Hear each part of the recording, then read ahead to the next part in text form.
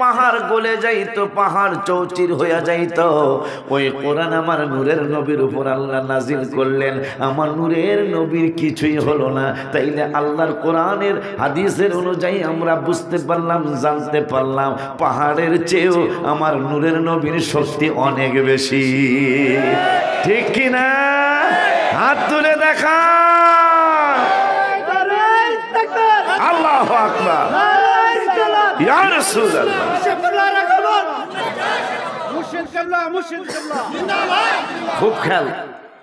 খুব খেয়াল করতে হবে। আমার আল্লাহ বললেন, এই কোরআন যদি আমি পাহাড়ের উপর নাজিল করতাম, পাহাড় গইলা যেত গা। সুবহানাল্লাহ। কিন্তু নূরের নবী সাল্লাল্লাহু আলাইহি ওয়াসাল্লামের কিছুই এখন শক্তি কি পাহাড়ের বেশি না রাসূলের বেশি? এই জন্য এটা হাদিসের কথা, কিন্তু আপনার আমার ব্যক্তিগত কোনো কথা না।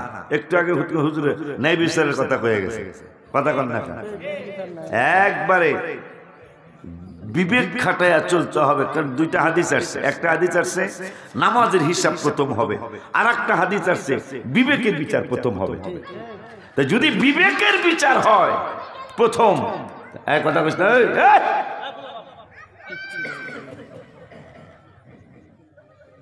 তোমার দোকানে দেখা যাইও না।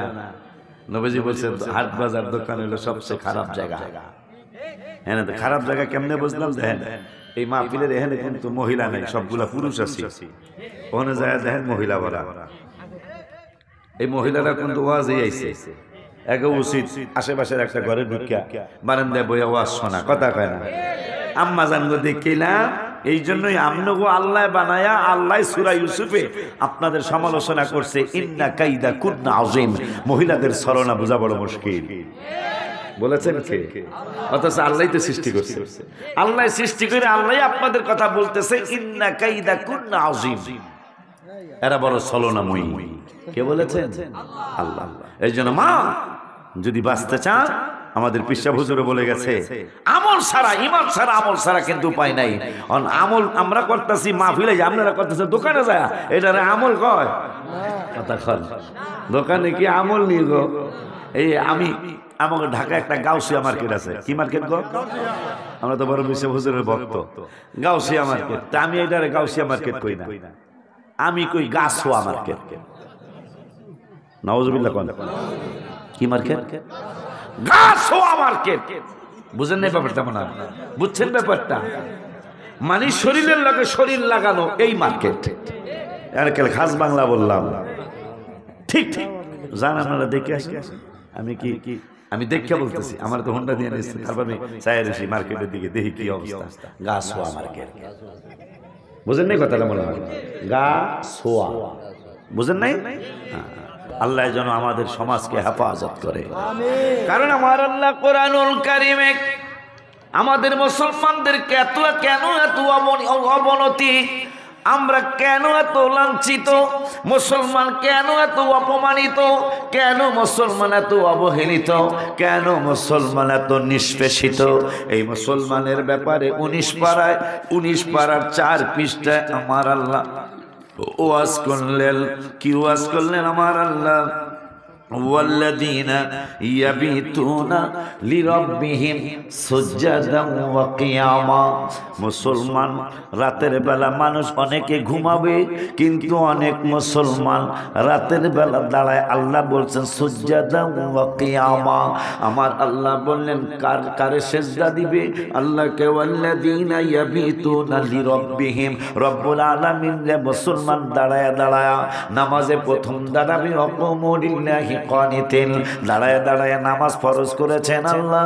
ওই রব্বুল আলামিন আপনাকে আমাকে জানাইলেন, তোরা যদি শান্তিতে থাকতে চাস, তোরা যদি শান্তিতে বসবাস করতে চাস, তোদের যদি আমি আল্লাহ শান্তি দেই, শান্তি দিলে কেমনে দেব সেটা আমি আল্লাহ কোরআনে জানিয়ে দিলাম। তোরা যদি সারা রাতে ঘুম পার কইরা ফেলাস, ইয়া আইয়ুহাল মুযাম্মিল কুমিল লাইলা ইল্লা কালিলা।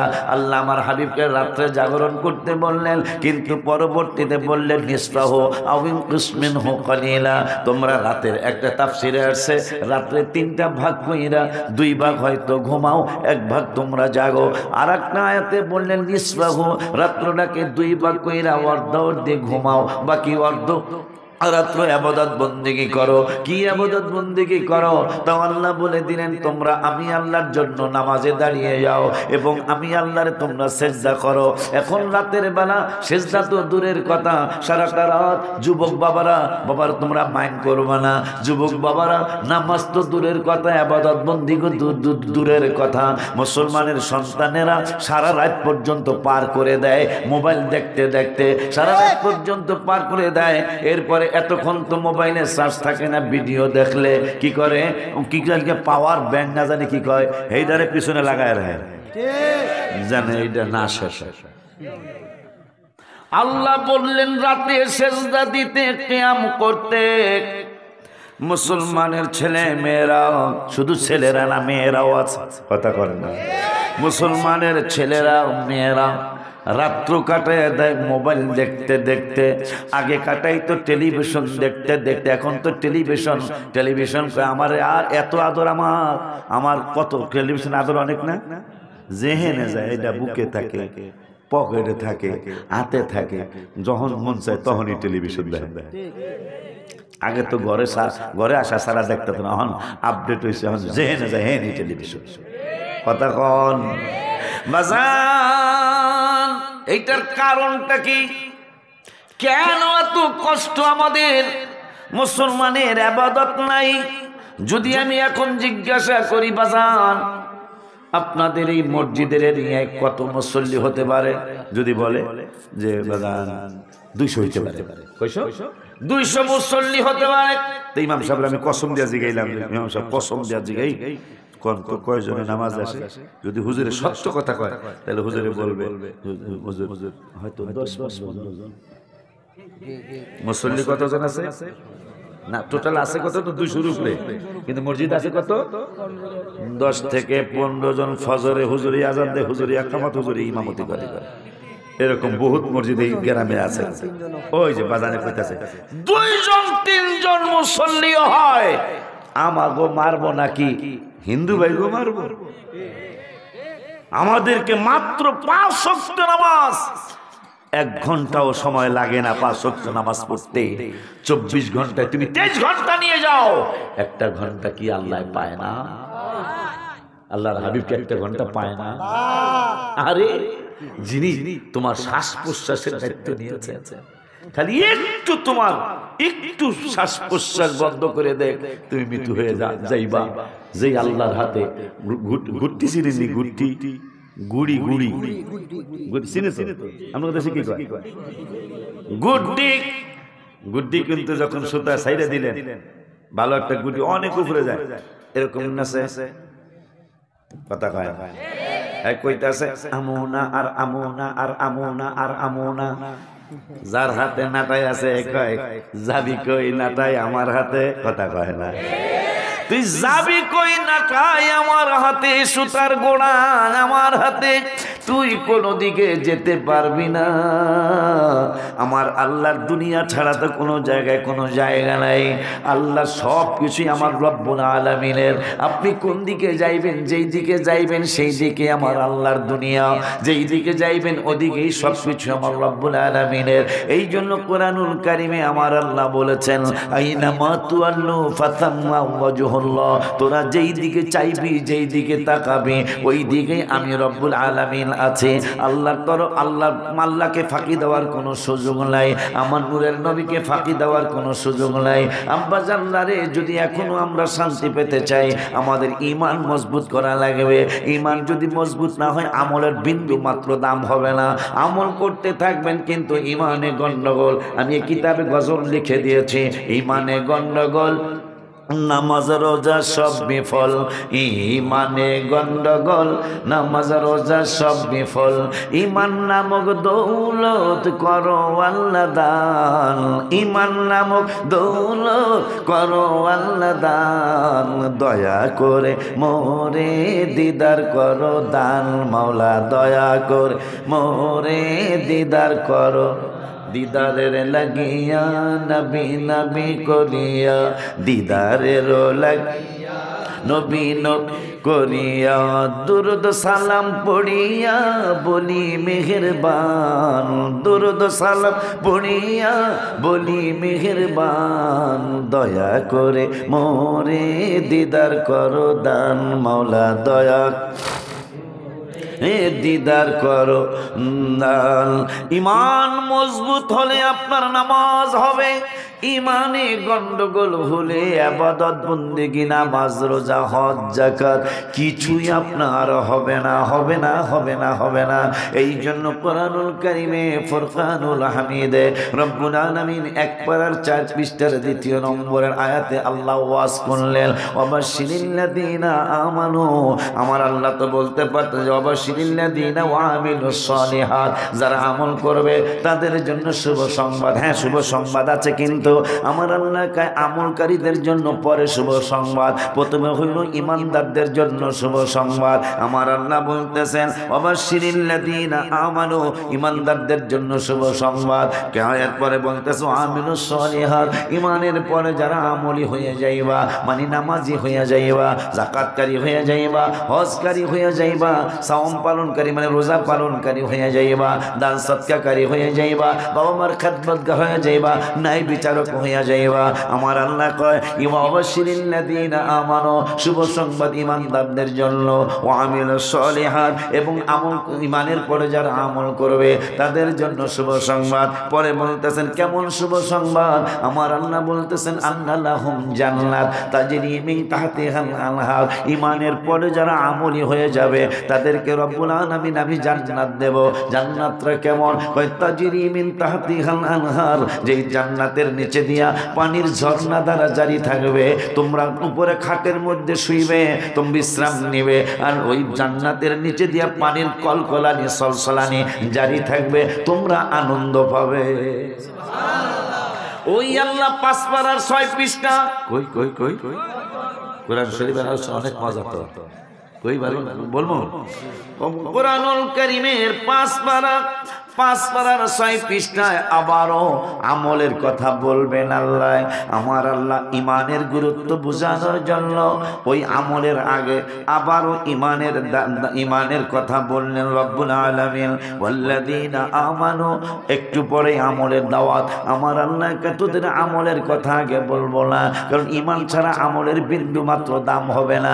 এই জন্য আমি রব্বুল আলামিন আবারও 5 পারার 6 পৃষ্ঠার 2 নম্বরের আয়াতে আবার তোমাদেরকে জানিয়ে দিলাম ওয়াল্লাযীনা আমানু, যাহারা ইমানদার ইমানওয়ালা মানুষ, ওই ইমানওয়ালা মানুষগুলি যদি ওয়ামিলুস সালিহাত আর আমি রব্বুল আলামিনের আমল করে, তবে ইমানের আগে নয় ইমানের পরে যদি তারা আমলি হয়ে যায়, আমার আল্লাহ বললেন সানুদখিলুহুম জান্নাত, তাদেরকে আমি আল্লাহ জান্নাতে দাখিল করব। এখন আমার আল্লাহ কয় কেমন জান্নাত? কয় তাজরি মিন তাহতিহাল আনহার, যে জান্নাতের নিচে দিয়ে পানির স্রোত।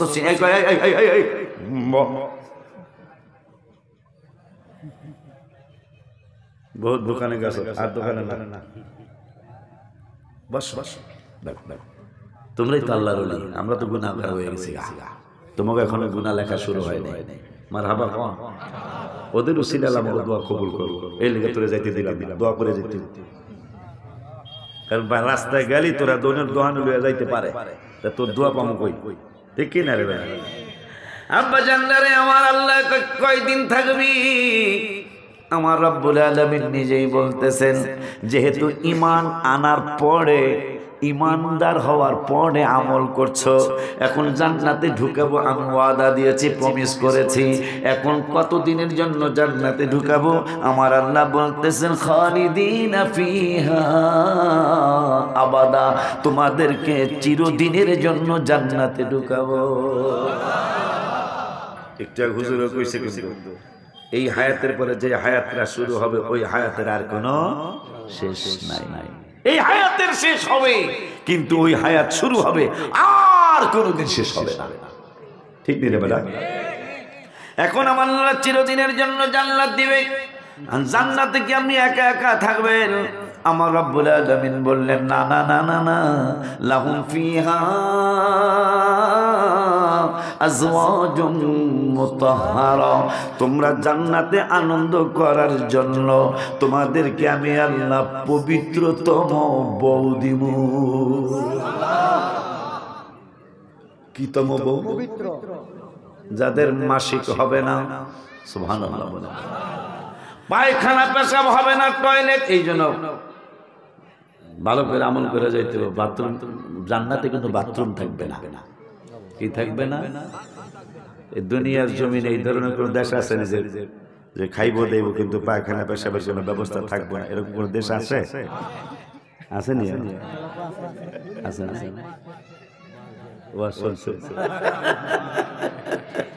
বুঝাই গেছে আমার ভক্ত যে পাগলা, আমার এই ওয়াজটা শেষ হয়েছে। আব্বা জান আপনারা শোনেন নাই? শোনেন, দুনিয়ার আমার নূরের নবী রাহমাতুল আলামিনের এক পাগলা উম্মত রাস্তা হারায়া পাহাড় উঠে গেছে, ওখানে খ্রিস্টানদের একটা অনুষ্ঠান হচ্ছে। ওই অনুষ্ঠানের মধ্যে মুসলমান যায় হাজির, মানুষদেরকে জিগায় আমি অমুক জায়গায় যাব, রাস্তা কোনটা?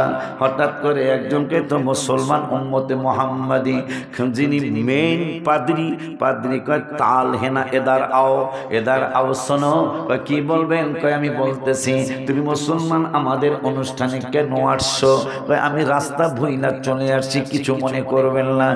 আসছো যেহেতু তাইলে আমার 3টা প্রশ্নের জবাব দিতে হবে। প্রশ্নের জবাব যদি দিতে পারো তাইলে বাইসা গেলা, আর দিতে না পারলে তোমাকে জবাই করা হবে।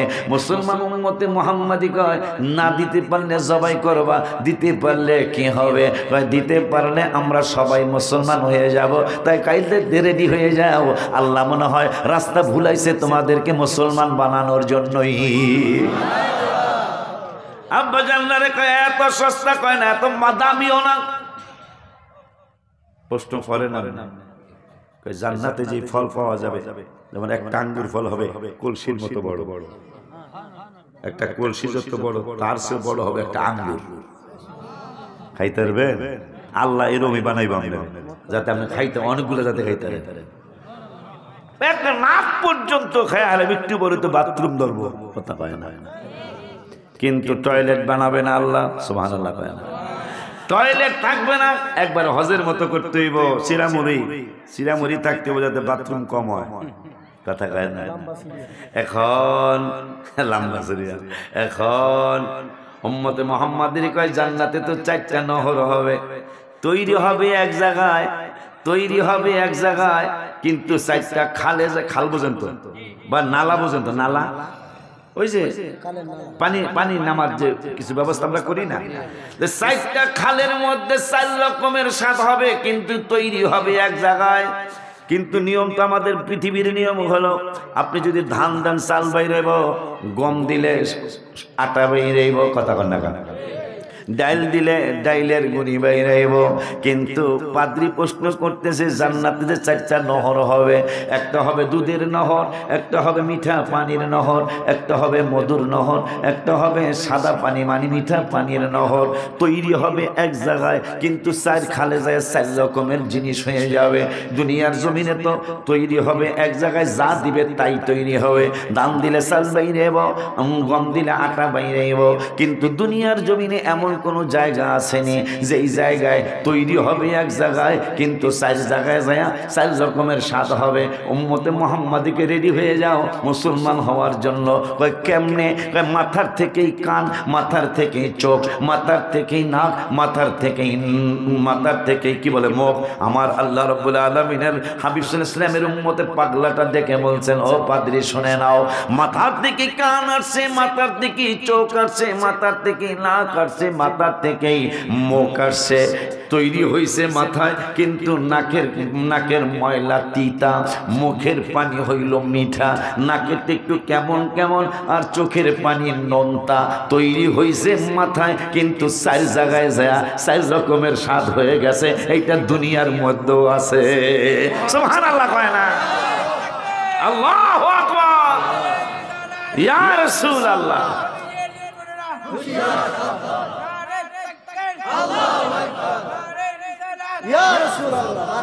কত বড় দুঃখের কথাই যে নারায়ে রিসালাত দিল।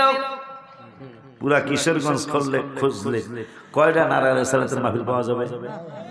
খুব কম না?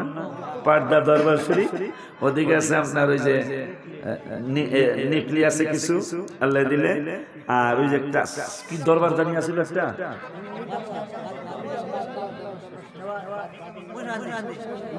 মহিলা তো আছে না, এদিকেও একটা আছে মমির সিং যাইতে, চকমতি, এই কয়েকটা দরবার আছে যারা নারায়ণের সালাত কয়, কিন্তু আলেম বড় বড় নারায়ণের সালাত কিন্তু কয় না। আলেম বড়, কি বড়? আলেম বড়, কিন্তু নবীজির স্লোগান রে বেদাত কয়, নাউজুবিল্লাহ কর। হাবিবের স্লোগান রে ফালতু স্লোগান কয়, নাউজুবিল্লাহ বলেন। নসিব বেশি ভালো না,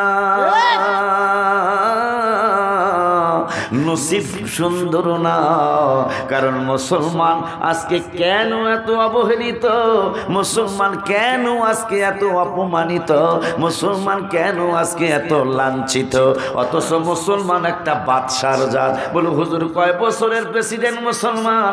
একদিন নয়, 2 দিন নয়, এই পৃথিবীটা মুসলমান 600 বছর পরিচালনা করেছে। কয় বছর?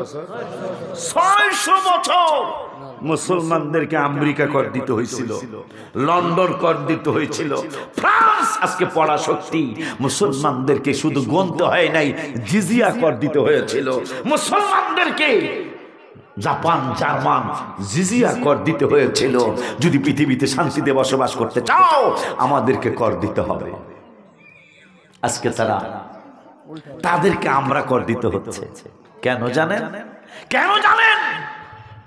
আগে ইবাদত ছিল, এখনো আছে, কিন্তু আগের ইবাদতের সাথে ছিল আল্লাহর ইবাদত, প্রিয় নবীর মহব্বত। যার কারণে আবু বকর নামাজে দাঁড়িয়ে গেছেন। তোরা নামাজ চিনলি, আবু বকর নামাজ চিনছে, নামাজ হচ্ছে রসুল বেশি চিনেছে। আর একটু জোরে কর না কামিয়া। আবু বকর সিদ্দিক নামাজের চেয়ে রসুলকে বেশি চিনেছে, আলী রাদিয়াল্লাহু তাআলা নামাজের চেয়ে রসুলকে বেশি চিনেছে। যারা জান্নাতের টিকিট হোল্ডার, আপনি আমি আর কতটুকু লেখাপড়া করেছি, যাদের নাম কিয়ামত পর্যন্ত মানুষ নেবে। যদি বেলাল রাদিয়াল্লাহু তাআলা, যিনি কালো, ঠোঁট মোবারক দুইটা মোটা মোটা, বেলালকে দেখতে বেশি ভালো লাগতো না, কণ্ঠের মধ্যে জটটা আছে, বেলাল কণ্ঠ সুন্দর ছিল না, কিন্তু বেলালকে যদি জিজ্ঞাসা করেন সারা বিশ্বের মক্কা মদিনার আলেমরা সহ, মক্কা শরীফের খতিব সহ, মদিনা শরীফের খতিবরা সহ সবার এলেম যদি, আমাদের সারা বিশ্বের আলেমদের এলেম যদি এক জায়গায় করা হয়, বেলাল রাদিয়াল্লাহু তাআলা আনহুর 1 সেকেন্ডের এলেমের সমান হবে না। সুবহানাল্লাহ কি বলা যায় না? এখন যদি বলি বেলাল, ও বেলাল, বেলাল, বেলাল রে, তোমারে নূরের নবী ইসলামের প্রথম মুয়াজ্জিন বানিয়েছেন।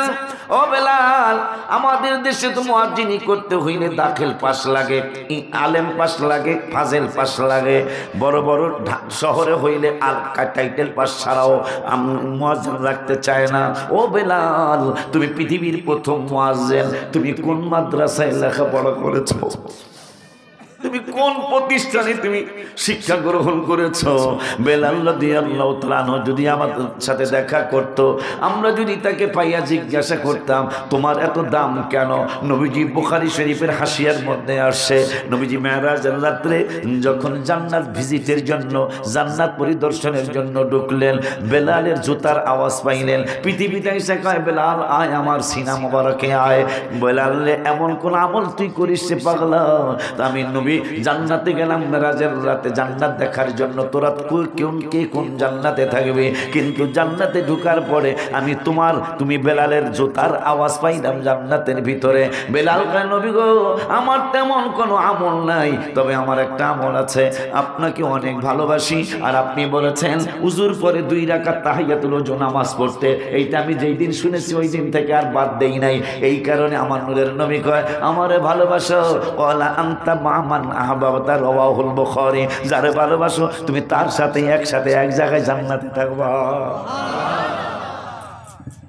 বেলাল যদি আমাদের সাথে কথা বলতো, বেলাল বলতো হ্যাঁ পৃথিবীর মুসলমান, আমি আলিফ বাতাসা জানি না, আমি এবিসিডি জানি না, আমি ক খ সর সরেয়া পড়ি নাই, আমি উর্দু পড়ি নাই, ফার্সি পড়ি নাই, আমি কোনো আরবি ভাষাও পড়তে যাই নাই।